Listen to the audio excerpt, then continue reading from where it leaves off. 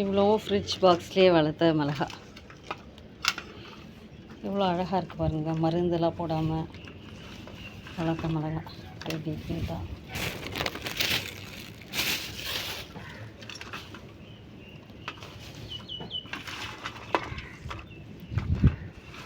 இது காரம் இல்லாமல் ரொம்ப டேஸ்ட்டாக இருக்குது. நம்மளோட சமையலில் போட்டோன்னாவே